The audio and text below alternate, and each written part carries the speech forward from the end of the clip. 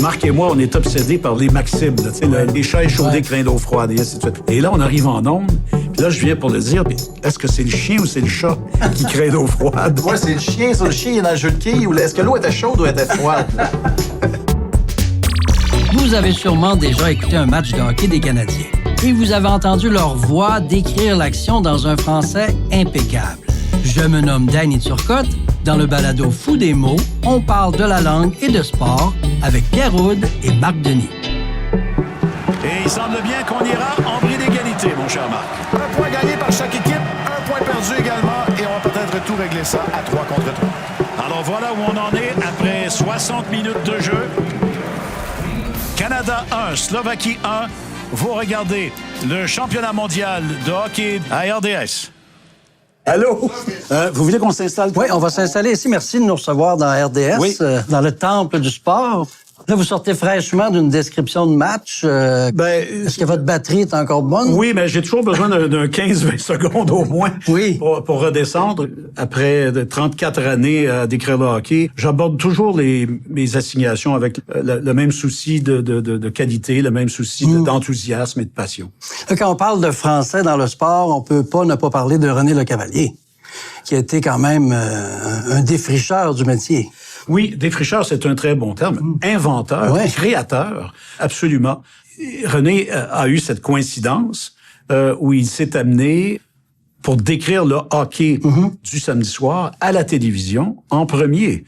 Il y avait Michel Normandin aussi. Oui, Normandin l'avait fait à la radio. Ah, c'est à la radio seulement. Exactement, mais pour la télévision, donc en 52, quand on a commencé, il fallait... Alors, on s'est tourné vers des nouveaux artisans, et c'était, à l'époque, des annonceurs. C'était pas des gens qui sortaient du milieu du sport comme tel. Et René Lecavalier a donc dû non seulement inventer en général, mais il a dû aussi adapter la description à la télévision. Soudainement, on pouvait voir ce qui se passait et non pas simplement avoir comme mission de créer l'imaginaire comme on le fait à la radio. Mais avant René Lecavalier, au 19e siècle, il y avait même des curés qui s'intéressaient à franciser le sport. Il y a un certain monsieur Étienne Blanchard. Avez-vous déjà entendu parler de lui? Lui, il avait traduit baseball par balle au camp. Pas possible. Ouais. Base, le camp de base. Ouais, mais ça n'a pas resté, ça. Ça n'a pas resté, heureusement. Heureusement. Bienvenue à ce match de balle au camp des Expos. Le souci de traduire les mots sportifs en français, c'est plus fort au Québec qu'en France. La France a eu longtemps ces expressions comme le palais, par exemple. Le cachot. Ah. Au lieu du banc des pénalités. Maintenant, je pense qu'on est beaucoup moins, soucieux, disons. Okay. Je pense que il y a parfaitement de la place pour franciser au maximum la description de sport et l'analyse de sport, sans paraître pour autant hors norme ou prétentieux ou pédant, disons. Il y a une expression que René Lecavalier disait, c'était « il lance et compte », qui était pas nécessairement juste. René, il me disait toujours, si un jour vous avez à décrire du hockey, utilisez autre chose, parce que il a dit, j'ai créé lancer compte et je m'en veux. C'est qu'il disait, on peut lancer, mais on peut pas compter. On peut compter sur quelqu'un, on peut compter jusqu'à 10, mais comment peut-on lancer et compter et s'arrêter là? Il était préoccupé. Il était préoccupé, et si vous remontez vers la fin de sa carrière, il avait déjà commencé à dire « et le but ». Il y a beaucoup de gens qui, gentiment, m'imputent la paternité de « et le but ». Non, René Lecavalier a été le premier à changer ou à laisser le lancer compte. Garneau a continué avec le but. Moi, je l'ai peut-être adapté à la moderne, là, modestement, mais alors j'ai trouvé ça extraordinaire de la part d'un homme à qui on doit tout, pratiquement, dans la forme et le fond, d'être capable d'un tel aveu d'humilité. Greg Ramsey pourra certainement bâtir là-dessus pour la confiance de son équipe, mais là, attention, quand on est le tir et le but! Ce souci de la langue française-là, Paul, votre frère disait que c'est votre mère qui vous l'a inculqué, Aline. Oui, Aline était rigoureuse. Si elle était vivante, elle serait probablement derrière moi pour vérifier si je vous réponds correctement. Mais Aline était très rigoureuse sur le plan de l'écrit. OK. Parce que je pense que ça vient de là d'abord et avant tout. Elle était intraitable sur la forme et le fond de nos écrits. Est-ce que vous trouvez que dans les médias en général, on a tendance à un peu relâcher le langage en français? Est-ce que Aline aurait des acouphènes parfois à écouter certains intervenants? Non, parce que je pense que même Aline a évolué un peu plus tard dans sa vie. Je pense que tout ça est venu naturellement, et je ne le juge pas du tout. Je suis le premier, probablement, à avoir descendu d'un niveau ou deux, je dirais peut-être de rigueur absolue, de pointu. Qu'est-ce que vous permettez maintenant de dire que vous ne disiez pas avant? D'abord, dans la forme du langage. Je réécoute mes premières descriptions. Je quittais Radio-Canada en 89 et je venais travailler à RDS. On ouvrait RDS. Et j'écoute mes premières descriptions et j'ai l'impression de me réentendre à Radio-Canada. Et si vous écoutez aujourd'hui, il y a un peu plus de vie, c'est peut-être un peu plus animé, plus humain. De temps en temps, je vais me permettre un gag. De temps en temps, je vais dire coach. Parce que coach, c'est pas francisé, ça. C'est pas francisé. Il faut dire entraîneur. Il faut dire entraîneur. Et moi, je le fais vraiment entre guillemets. Et quand je vais l'utiliser en ondes, vous allez très bien comprendre que j'ouvre et que je referme les guillemets. Quand vous dites coach, est-ce que vous voyez Aline à côté de vous? Non, mais probablement qu'Aline aurait elle aussi évolué parce que les nouvelles plateformes ont évolué. Mais c'est pas toujours évident de trouver la bonne traduction pour une expression sportive, comme par exemple wrap around. Ça, c'est vous qui l'avez traduit. Ben, c'est-à-dire que j'ai... Ça, le wrap around, faut l'expliquer, c'est tourner autour du but pour aller compter un but. Exactement. Faire le tour complet. Oui, et puis je me rappelle mes premières descriptions, je me disais, j'ai pensé à tout sauf ça. Et je me disais comment le cavalier l'aurait décrit. Et c'est long parfois de dire, et voilà le joueur qui contourne le filet, tente de surprendre le gardien en revenant devant lui. La plupart du temps, le jeu est terminé. Alors, je dis, bon, ben, ça ressemble à quoi? Et moi, je me rappelais mon enfance, quand j'allais dans le vieux forum, il fallait passer un tourniquet. Et je me suis dit, tiens, ça m'est venu comme ça, le vieux forum, le tourniquet. On tourne, on revient. Dans le fond, on pourrait revenir où on était. Alors, j'ai utilisé le tourniquet.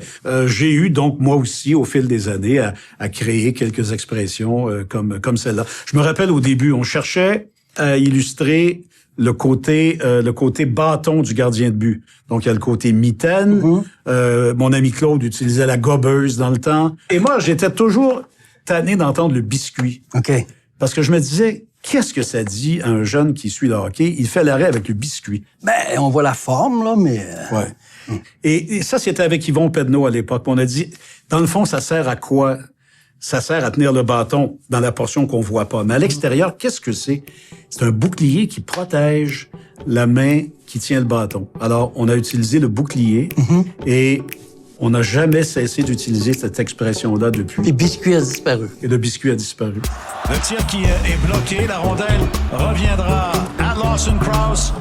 Et voilà un dégagement réussi par Krause. Oh! Vous savez ce que j'ai aimé sur le jeu de Krause, le dernier? Il a pris le temps de retourner sur son côté droit. Je pose toujours la même question aux jeunes joueurs. Est-ce que tu tires plus fort du côté revers ou du côté droit? Ben pourquoi tu choisis le revers si tu as le choix? Toujours du côté droit. Avec des anciens joueurs qui deviennent commentateurs, est-ce que vous sentez comme une responsabilité de les soutenir quand ils commencent? Au début, ça doit pas être évident.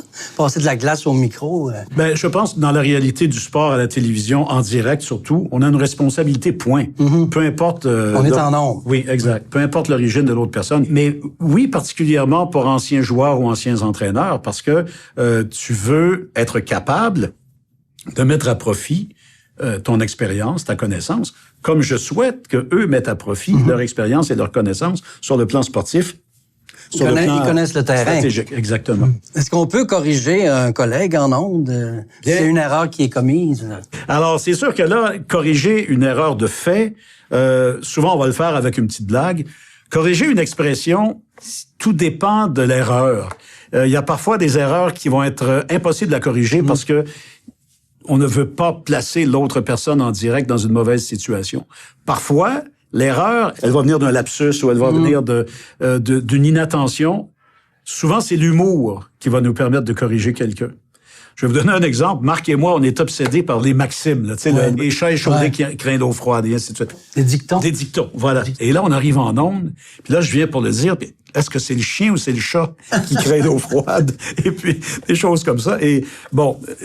Alors, bref, corriger un collègue, s'il le faut sur le fond, on laissera pas passer une erreur de fond. On va essayer de le faire avec des techniques douces. Sur une faute de français, je préfère attendre une pause commerciale. Mais oui, c'est plus délicat. Oui. Mais moi, j'essaie de le faire et je demande toujours aux gens de le faire la même chose. On peut jamais être à 100% de toute façon. Oh. On m'avait convoqué pour cette heure-ci. Qu'est-ce qui se passe dans le coin, là? Rejoindre Marc Denis. Hey! Salut, Marc. Alors, Marc Denis, vous êtes l'analyste des matchs du Canadien avec Pierre Roud. Merci d'être là. Merci à vous. Vous avez été gardien de but pendant plusieurs années. J'ai commencé au Colorado, à Columbus pendant 6 ans. J'ai terminé ma carrière dans l'uniforme du Canadien après un court passage en Floride pour Tampa. La dernière question, c'était est-ce qu'on peut corriger un collègue en ondes? Avec plaisir, s'il vous plaît, le plus souvent possible. J'étais en train de leur expliquer que notre problème qu'on a avec les dictons. En fait, c'est un de tes problèmes, parce que tu as une peur bleue de placer les mauvais éléments du dicton ou de l'expression, et tu me regardes avec un regard Vous assez... avez peur de faire des erreurs. Moi, je suis terrorisé par les erreurs. Je me sens encore extrêmement préoccupé par la rectitude. Je suis très, très préoccupé par la possibilité de faire des erreurs. Je suis comme ça. Il est dur avec lui-même. Ouais, il est très exigeant envers lui-même. Et pourtant, c'est lui qui m'a mis très à l'aise très tôt dans ma carrière. Il était un de mes premiers à dire « La télédiffusion parfaite n'existe pas ». Faut se rappeler qu'on fait à peu près, là, grosso modo, une dizaine d'heures de télé en direct. Mais oui, c'est beaucoup. Sans script, sans répétition générale. On est tributaire entièrement de ce qui se passe devant nous. On connaît pas le résultat, on connaît pas le scénario. Quand je suis arrivé en poste, il y avait quand même les réflecteurs sur la qualité du français des personnes qui ont occupé mon poste. Comment c'était de passer de la glace au micro? Il me semble que c'est quand même... C'est pas évident comme aventure. Une occasion splendide de pouvoir communiquer ma passion, mais c'était aussi terrifiant. C'est bizarre parce que la majorité de ma carrière sportive et professionnelle, je l'ai fait à l'extérieur du Québec, en étant très peu reconnu, alors que là, on saute à pieds joints dans ce qui est peut-être une des émissions les plus regardées et écoutées de notre télé québécoise. C'est vraiment sur la forme que je me suis attardé à mes tout débuts. Je regardais à nouveau et j'écoutais chacun des matchs par la suite. Je voulais déceler les erreurs, le ton, avant de devenir un peu plus naturel et trouver cet équilibre. Pour moi, c'est une quête d'équilibre. Puis je trouvais mon réconfort dans l'équipe qui nous entourait. Tu as la chance de travailler avec Pierrot. Tu as comme un dictionnaire à consulter. Est-ce qu'il est facile à consulter? Très facile à consulter. Puis moi, j'ai du milieu donc sportif où les corrections étaient instantanées. Là. Et il y a 2 minutes, ça fait déjà longtemps. Puis demain, c'est beaucoup trop loin. Alors, c'est très important en temps réel d'avoir ces corrections-là. C'est habitué en 12 ans aussi. Je donne beaucoup de crédit à Marc parce qu'il n'y a plus grand-chose à corriger nécessairement. De toute façon, Marc a déjà fait ses preuves au niveau académique comme joueur junior. Il a quand même eu l'honneur de la Ligue de hockey junior majeur du Québec au niveau académique. Alors, il y a une excellente base, puis il y a surtout une grande volonté d'excellence. Revirement en sortie de territoire. C'est là où tout se passe du côté de la Slovaquie et la transition est rapide. Sur le flanc droit, Neighbors est fin seul pour glisser cette rondelle entre les jambes. Vous avez vu tous ces chandails bleus du même côté en sortie. J'ai vu une critique d'un essai québécois tout à fait par hasard dans Le Devoir, il y a quelques années, où l'auteur racontait son enfance et qu'elle adorait se faire bercer avec mes propos en arrière-plan.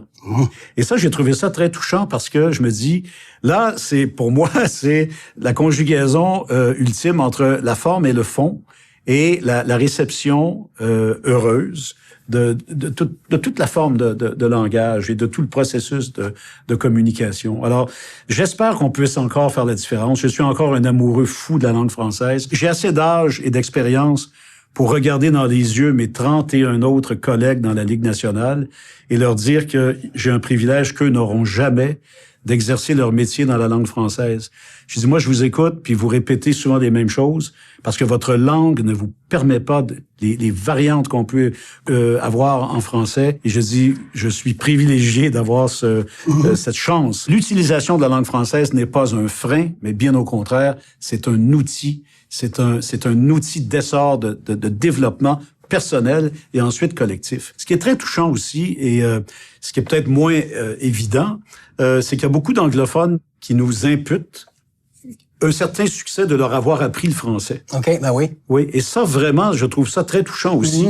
Le plus merveilleux petit cas est arrivé avec ma petite fille Michel, qui avait 5 ans, puis elle était avec sa mère à Disney. Il y a une petite famille. Et là, le papa dit, ben écoutez, nous autres, on a un petit peu de difficulté en français, mais moi, la seule chose que je sais en français, c'est « et le but ». Et Michel qui dit « c'est mon papa ». Alors, j'ai trouvé ça très touchant. Marc le vit aussi régulièrement. Plusieurs disent « c'est notre immersion française pendant 3 heures ». Alors, c'est une valeur ajoutée pour nous qui est pas Ben, c'est parfait. La sauvegarde de la langue française va passer par le sport. Ça doit passer par là aussi. Entre autres, oui. Puis j'ajouterais les nouveaux arrivants. J'ai eu la chance d'être président du Comité québécois pour le développement du hockey. Et les nouveaux arrivants, une des fibres, je dirais, culturelles importantes dès leur arrivée, Ben, c'est le sport. Ah oui. Ils sont habitués de voir le foot très souvent ailleurs, mais c'est le hockey ici. Et c'est le hockey en français qu'ils vont regarder et écouter pour être capable d'avoir des liens avec leurs voisins et des fois des liens familiaux. C'est pas notre but premier. Non, mais ça fonctionne, c'est certain. Tant mieux si ça fonctionne. Toi, tu étais 12 ans aux États-Unis. Oui. Puis tu tenais à ce que tes enfants aient des études en français primaire et secondaire. Les études allaient se passer dans le monde où on vivait, donc initialement aux États-Unis, mais c'était important que ça se passe en français. Mon appréciation de la langue française a décuplé le jour où j'ai vécu en anglais, où entièrement tout se passait en anglais pour nous, pour ma femme. Et nos enfants, qui là avaient des amis, apprenaient l'espagnol comme deuxième langue aussi. C'est là où, pour nous, la qualité du français qui leur était communiqué et avec lequel on communiquait, Marie-Josée et moi, c'est là où c'est devenu excessivement important. Moi, je pense que ça leur donne une corde supplémentaire à leur arc pour être en mesure de bien communiquer, d'avoir une confiance aussi à communiquer. Et ça fait partie de la réflexion aussi. Je regarde ma fille qui va bientôt avoir 30 ans. Elle est parfaitement trilingue. Son amoureux est panaméen. Il y a aussi une réalité qui nous frappe, là. Tu sais, le village global, c'était pas juste une utopie, finalement. Mais non.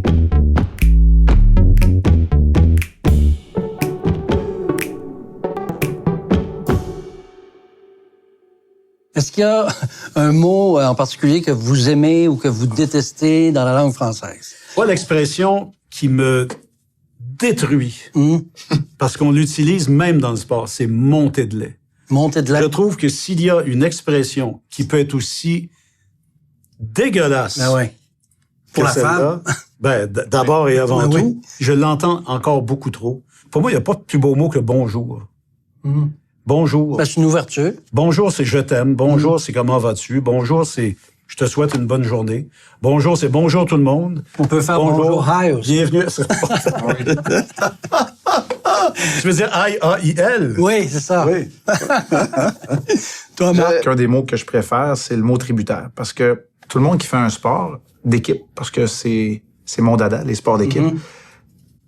Et la télévision est pour moi, le monde des communications est pour moi un sport d'équipe également. On est tous tributaires de quelqu'un et vice-versa. Donc pour moi, je trouve, en un mot, on résume très, très bien le travail et le rôle qu'on peut avoir. Le mot que je déteste, mais c'est un mot contre lequel j'ai été mis en garde, et c'est littéralement. C'est un mot qui est galvaudé, alors que réellement, lorsqu'on dit qu'on fait quelque chose littéralement, il n'y a qu'un sens, c'est le sens propre du mot, et c'est très rare qu'on l'utilise à bon escient, ce mot-là. Alors pour moi, quand j'entends dans une télédiffusion d'un match sportif littéralement, je regarde pour voir si effectivement, littéralement, il y a eu un cadeau qui a été donné, parce que moi, j'en vois pas aussi littéralement, on a commis une bévue qui était irréparable. J'en ai pas vu souvent. Bref, le mot littéralement, pour moi, c'est un mot contre lequel j'ai été mis en garde. Alors, c'est littéralement la fin. Avant que tu fasses mon fait de lait. Faut préciser, c'est la fin de quoi, si on dit littéralement? La fin de l'entrevue. Voilà. Je vous remercie beaucoup de nous avoir reçus. Après avoir fait votre travail pendant 3 heures de temps, de venir nous jaser un peu, c'est très agréable. Merci, Marc Denis. Merci d'être passé de gardien de but à gardien de la langue. C'est quand même pas pire. C'est très gentil. Ouais, c'est très flatteur aussi. Puis merci pour l'opportunité. Merci à vous surtout. Continuez votre beau travail de francisation. On en a bien besoin pour l'avenir. Comptez sur nous. Merci C'est beaucoup. bon. Merci. Le balado Fou des mots est une création originale de Coyote Audio avec la participation financière de l'Office québécois de la langue française. Réalisation, Nathalie Pelletier. Recherche, Isabelle Lacasse. Prise de son, Dominique Heisman. Musique, François Terrien. Mixage, Underground. Concept et production, Jacques Labelle et Robert Nadeau. Je m'appelle Danny Turcotte et je vous invite à écouter d'autres épisodes de Fou des mots. Vous découvrirez ce que Looney pense de la langue en cuisine. Moi, de la crème glacée de banane, j'appelle pas ça un dessert glacé façon sorbet à la banane qui goûte la crème glacée molle. Elle est déjà fondue. Oui, c'est exactement ça.